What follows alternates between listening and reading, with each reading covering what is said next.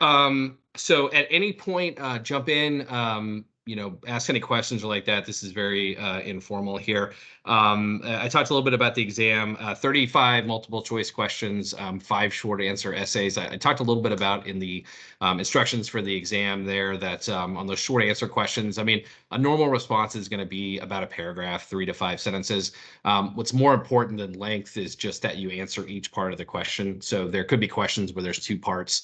And so that's a common mistake, is that people will give a really good answer for one part and then forget the second part. So that can be a challenge there. So I'd say just take your time there. For most people, unless you have something from the Students with Disabilities Office, you'll have 70 minutes to take the exam. I carved that out to be about a minute per multiple choice question, and then that gives you, I think, 7 minutes, 6 or 7 minutes per short answer. Historically, most students, that's plenty of time. They do well. The only students that seem to struggle are the ones that really trying to spend a lot of time looking up the multiple choice answers as they go. And that's kind of not how it's designed. But you can take the exam, wherever you want to take it. I would just say, make sure you have, 70 minutes, or it may not take you 70 minutes, but make sure you have 70 minutes of blocked out of quiet time, which I know can be challenging. I don't think I could come up with 70 minutes of quiet time. My kids are in a Boy Scout meeting right now. That's why I scheduled this for this period. So yeah, any questions about the structure of the exam or anything I put on the instructions there for you? Hearing none, I will move forward. But if you have any questions, just let me know. Okay, so I went down, and it's no particular order, just kind of some of the things I wanted to call out that I thought you guys should pay particular attention to. So, and this will bounce around, so it's not necessarily doesn't flow with the order of the course material there. Just remember the difference between a traditional versus a command economic system versus a market system. So I use the example, I think, I used obviously use aviation examples, but a traditional economic system is very much, hey, you have this thing, can I buy it from you? Very simple system there. A command system is one in which the government regulates economic transactions. And so in the airline industry prior to the 1970s, it was a period of regulation where airlines couldn't set their own fares. The governments regulated it. That was a command system. In the market system, sort of post deregulation, it is the market big picture that drives things. So, one airline raises fares, another airline may raise fares. The government isn't involved. In reality, those systems are, there's not really truly pure, market and truly command systems, but just be able to identify the difference between those. I want to, on the economic, still in this economic front, you should know economic protectionism and sort of what that means. And so, as you'll remember, that's a concept where so they tend to be characterized by anti-trade policies or policies that are meant to discourage foreign or international trade, to basically protect, local company or national companies. The Trump administration, its foreign policy was generally characterized as being very protectionist in nature, and you can see in a lot of the things that he discussed. That term hegemony, so just remember what that is, Hegemony. So when we talk about a hegemony, we're talking about a system where you have one superpower that's kind of in control. We also, I think I also brought up the term dual hegemony, because for most of the period after World War II, that's kind of what we had, the United States and the Soviet Union, sort of these dual powers. For the last, since the Berlin Wall fell when I was in 5th grade, we've mostly had a hegemonic system where the United States has been sort of the superpower. We're kind of transitioning to a world where it's thought that China could be emerging as that we could have a neo-dual hegemony, if you will, there. But just know what that term is there. I discussed causal attribution bias in the course earlier this semester, and mostly because one of the fun things when you teach a class is that you get to teach the things that you really enjoy. And so that's a concept that actually comes from social psychology. But if you'll remember, because I think it has applications to everything, the idea there is that we're more likely to blame events on social outgroups. So if it's somebody from another country, the bad things, Ukraine, for instance, I might say, well, the Ukrainians, they just didn't do enough to defend their borders or something like that. It's not how I feel, but I'm just giving you an example. Whereas causal attribution bias tells us that in groups, social in groups, those that we identify with, we're less likely to blame for their problems. We're more likely to attribute to external factors. So my kid does bad on an exam in school. Well, you guys aren't teaching him well enough. Again, that's not how I feel either most of the time, but that's kind of the distinction there. Does that make sense, everybody? If it doesn't, just raise your hand or send an emoji or something. No, makes sense. Cool. I mentioned pre-modern, modern, and postmodern states. I would really sort of focus on the distinction between modern and postmodern states.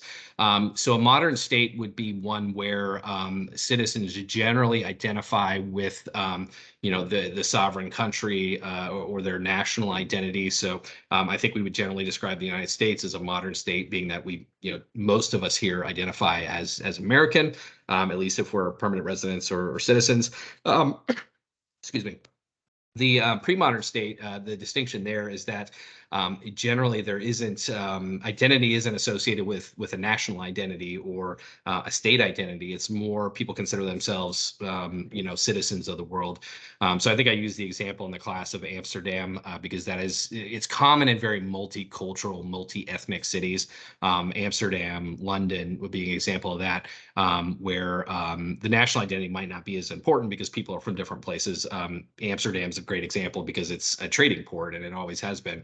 And that drives a lot of the identity there. Just bouncing around some more, I do ask a question about floating versus fixed exchange rates. So when we talked about how different currencies in different parts, different countries have different exchange rates, there was a time where, as a part of some of the agreements we discussed, they established a fixed exchange rate that, basically all the countries' currencies would sort of change at the same level. In more modern times, we have a floating system, and so that's a market-based system, meaning that the euro can weaken at a greater rate than the U.S. dollar, for instance. So when my wife and I were looking at places to honeymoon back in forever ago, we wanted to go to Europe, but the euro was very high relative to the U.S. dollar. So we ended up going to Chile because their currency in South America wasn't as high. So and now it's actually a great time to go to Europe because the euro is pretty reasonable. What do I have here? So I talked in the beginning about the state of nature. So that was that hypothetical scenario where there's no government, no regulation. That differs, just remember, that differs from anarchy, because anarchy is a system where you had a government and now it's gone because you overthrew it or you did away with it or something like that. But in the state of nature, it's, imagine sort of Adam and Eve, I guess, except maybe without God, that there is no governing authority, that people are free to do whatever they want. That was particularly relevant to when we get into the discussion about realism and idealism and sort of how they view sort of how people would inherently behave in this hypothetical scenario there. I talked quite a bit in the very beginning about nations, states, and nation states. So I definitely know the distinctions between those. So a state, anytime it has the word state in it, it's going to have some level of sovereignty, right? It's going to be tied to a geographic border and associated with a government that's going to be recognized by other governments. A nation is basically a group of people who have a shared sort of cultural identity. So for instance, in the United States, you have, maybe the Navajo Nation, which are Native Americans who share a similar history. You could have, there are, talk of, I studied sign language in school, and there was talk of deaf nationalism because, deaf people felt such a bond to one another and felt that their situation was so unique that they had a national identity tied to it. A nation isn't necessarily associated with a state, and you could have a state that doesn't have a national identity. So the United States, for instance, we are a multicultural state, is how we would describe ourselves. So wouldn't generally think of ourselves as a nation state. We might associate that more with a country like Japan, for instance, where culturally things are pretty homogeneous, like most people share the same cultural background. Any questions on that? Okay. Just a couple more things here. I'm going to go. So know the difference between, know what the democratic peace theory is and the commercial peace theory. So the democratic peace theory, put very simply, is that it's this idea that two democracies generally won't go to war with one another, that there are a variety of reasons that this type of government, that they won't have a reason to engage in conflict with one another. That differs from the commercial peace theory, which states that countries that are heavily engaged in trade with one another will tend to reject conflict with one another. So if your economy is heavily dependent upon another country, I use the example in class of Saudi Arabia. There was a lot of uproar post 9/11 about, whether the Saudi Arabian government was involved in 9/11 or had knowledge. All sort of got forgotten because of U.S. energy dependence on Saudi Arabia is kind of the example that's used there. So know that difference. I talked about two different types of foreign relation goals, ideational and material. So ideational foreign policy goals would be those that are sort of ethical and moral in nature.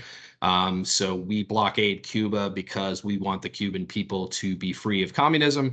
That would be an ideational goal. A material goal would be, Russia invading Ukraine because we want the territory around Ukraine or Crimea, for instance. So you can see that one is based on sort of these moral, sort of non-tangible principles. The other based on, getting more stuff, if you will.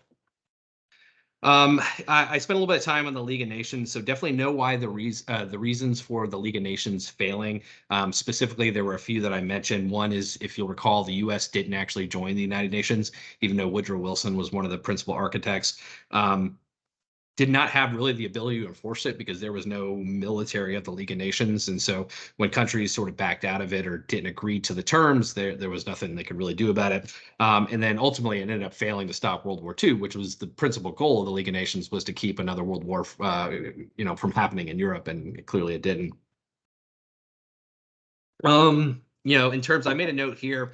So in terms of the supplemental readings, I gave you 1 week, I believe, some readings that evaluated Trump's trade policies versus Biden's. So you may just go back over there and skim those again, and specifically look at the industries that Trump targeted for job creation. I would just go back and look at that. What do embassies do and don't do? So, for instance, use the model of U.S. foreign embassies, right? They, deal with foreign leaders. They negotiate sort of trade agreements. They serve as sort of the eyes and ears for the U.S. government in foreign countries. Some of the things they don't do, they don't, carry out wars, right? You don't see, military commanders, operating out of the U.S. embassy. That's not sort of their role. Their role is less military and more sort of civilian in nature there. I think I talked about before, just be able to define this concept of sovereignty, which I discussed before. So it's basically it's tied to having a geographic territory that is, the important thing is recognized by other countries there, right? So, surely there's been plenty of times in U.S. history where someone out west has cordoned off a ranch land and said, I'm a sovereign citizen, this is my territory. Well, if others don't recognize it, it really doesn't count, as they've generally found out the hard way there. So other countries have to be able to recognize it. Big thing here, spent a lot of time talking about the distinctions between realism, idealism, constructivism, and critical theory. I would be able to, in a sentence or two, be able to explain each of those, but honestly, I would really focus in the distinctions between realism and idealism. I could see, a question pertaining to, talk about the state of nature. How do realists and idealists see the state of nature as differing? I'm not looking for you to get too deep into the weeds in these things, but just show me that you understand the difference. Realism and idealism are going to play pretty heavily into the sort of back half of the course. So just know kind of what the distinction, particularly between those two, are. I talked about, the various, foreign policies of the United States and the various doctrines there. One of the things I would remember is just that, post World War II, at least till the fall of the Berlin Wall, much of U.S. foreign policy has been aimed at stopping communism. That really, for that entire period, was kind of what we did. As a child of the 80s, I remember it quite clearly. Let's see what else I have here.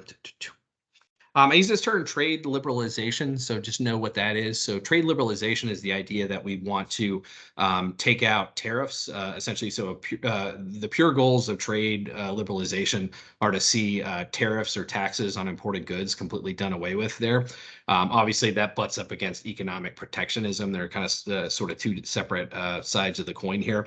But just know that when we're talking about trade liberalization, we're talking about the dissolvement of tariffs. And remember that when I talked about tariffs, that's basically just taxes on imported goods from another country. So just a couple other things here that I'll mention. So what do I have here? I'll tell you, I'll go ahead and give it to you now. There is a short answer question that asks you to tell me, explain to me some of the benefits and some of the problems associated with free trade. So definitely go back to that part of the lecture and that discussion there. I think I listed like maybe 2 columns there. You don't have to list off every single one. Just give me a few of each and tell me, again, what are some of the benefits of free trade and what are some of the challenges there. I mentioned that one here. So the other big thing here, last thing I'll leave you with, and then I'll open to any questions you have, is nationalism. So nationalism will be heavy, heavy, heavy in the second half of the course there. So be able to describe that and its historical context there. So, why go back to when we talked about the Treaty of Westphalia after the 30 Years War. Why did sort of nationalism, what were the factors that led to nationalism during that time period? Of course, you'll tell me that, when the Holy Roman Empire broke apart, you had all these separate states and kingdoms and people who didn't necessarily share cultural ideas or beliefs, and that led to tension and conflict. Know the difference between nationalism and xenophobia. So xenophobia starts with an X, Xeno phobia. Is basically turbocharged nationalism. So that's when nationalism gets violent. So you can think, for instance, the transition from German nationalism prior to World War II to xenophobia being the outcome. Obviously, the Holocaust, the invasion of neighboring European countries. That would be when nationalism sort of advances too far, and that'll be covered quite a bit. So that was my notes. I'll tell you my strategy there is that I went through the exam and just pulled out some things, not everything, but things that I would want you to remember or focus your studying on. So that being said, any questions for me?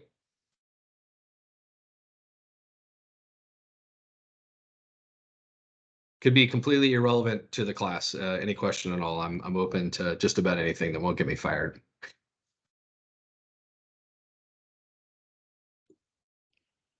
Have you seen your foreign policy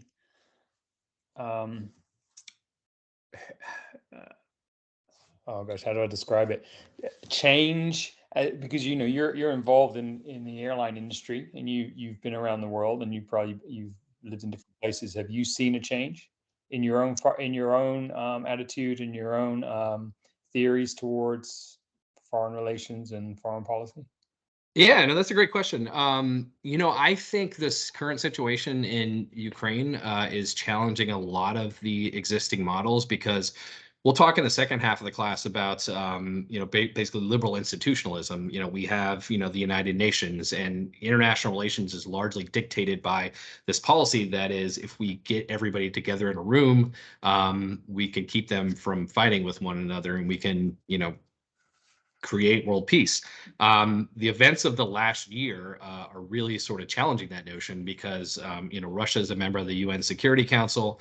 It is a democratic state, depending on how loosely you want to define that. So it kind of blows the democratic peace theory out of the water as well. And then the whole idea of liberal institutionalism was that if a country like Ukraine was threatened by an external force, that their partner companies in this, or countries rather, in this cooperative agreement would come to their aid. And as you can see, that there's political and economic and other challenges related to that. So I would say the last year has been, I think I've mentioned this before. It's very tragic. I don't like to say this, but it's been a very opportune time to teach this class because so many of these models are challenged. And I'll tell you, when we look at these different frameworks here, I think a smart way of going about it is to, sort of go into it with the idea that there's probably a little bit of truth to every one of these perspectives. As social scientists, we like to create models because it's easy to explain things and then we can build predictions on those. But in reality, things are variable. Individual actors can do things. I come from the rational choice school of political scientists, which everything we do assumes that people make rational, logical decisions.